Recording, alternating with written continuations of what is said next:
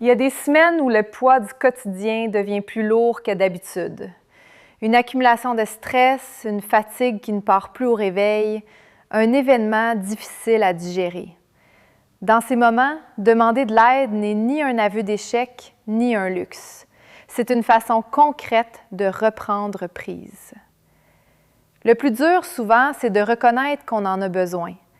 La crainte du jugement, l'habitude d'être celui ou celle qui aide les autres, l'idée tenace qu'il faut s'en sortir seul. Ces freins ne sont pas des faiblesses. Ils sont en bonne partie culturels. Et les nommer, c'est déjà commencer à les désamorcer. Il n'existe pas de seuil unique pour savoir quand consulter. Mais certains signaux méritent qu'on s'arrête, surtout lorsqu'ils durent ou s'accumulent.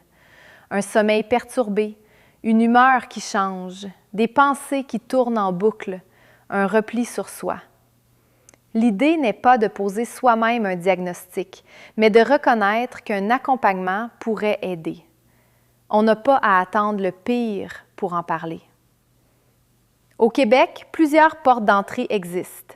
Le service InfoSocial, en composant le 811 option 2, offre une consultation accessible en tout temps.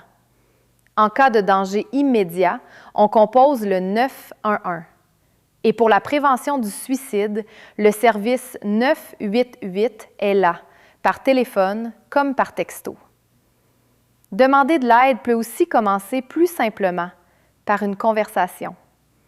À la clinique Omicron, vous pouvez en parler à un médecin de famille ou à une infirmière praticienne spécialisée dans nos points de service au Québec, en personne comme en téléconsultation.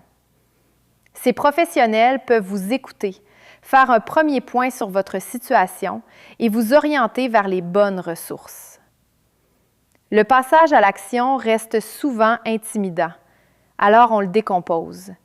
Mettre des mots sur ce qu'on ressent, choisir une première porte d'entrée, prendre rendez-vous sans se mettre la pression du bon moment. Un premier contact n'engage à rien d'autre qu'un échange. Et avancer à son rythme reste tout à fait légitime. Si le poids devient trop lourd pour vous ou pour un proche, sachez qu'il est possible d'être écouté et bien accompagné. Demander de l'aide, c'est un geste de force, pas de faiblesse. Ici Geneviève Dosti pour Clinique Omicron. Prenez soin de vous.